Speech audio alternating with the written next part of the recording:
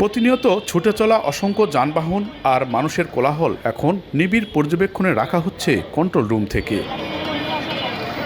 নওগাঁ শহরের কেন্দ্রবিন্দু মুক্তির মোড় সহ গুরুত্বপূর্ণ সবখানে বসানো এসব এআই নির্ভর ক্যামেরা ঘটনাস্থলের ছবি ও ফুটেজ সরবরাহের পাশাপাশি অপরাধীকে দ্রুত চিহ্নিত করতে কার্যকর ভূমিকা রাখছে।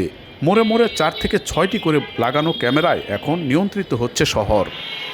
38.36 বর্গ কিলোমিটার এলাকা আর 3.5 লাখ মানুষের বাস এই শহরে। সময়ের সঙ্গে পাল্লা দিয়ে যেমন বাড়ছে জনসংখ্যা, তেমনি বাড়ছে অপরাধের প্রবণতাও।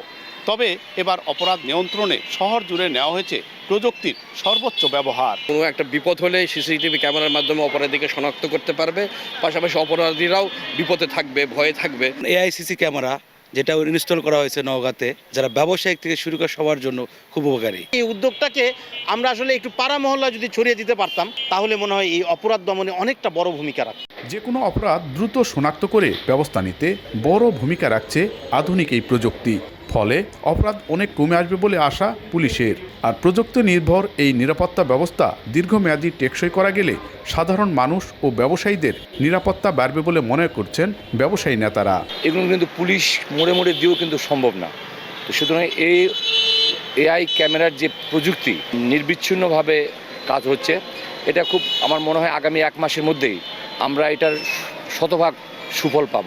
শহরের গুরুত্বপূর্ণ স্থানসমূহ আমরা আর্টিফিশিয়াল ইন্টেলিজেন্স কানেক্টেড ডিজিটাল সার্ভিলেন্সের আওতায় নিয়ে আসছি। 99টি ইউনিয়ন ও 11টি উপজেলা নিয়ে গঠিত নওগাঁয় পর্যায়ক্রমে উপজেলাগুলোতেও এমন আধুনিক প্রযুক্তির নিরাপত্তা ব্যবস্থা সম্প্রসারণের কাজ চলছে বলে জানিয়েছে পুলিশ। এমআর রকি, সময় সংবাদ, নওগাঁ।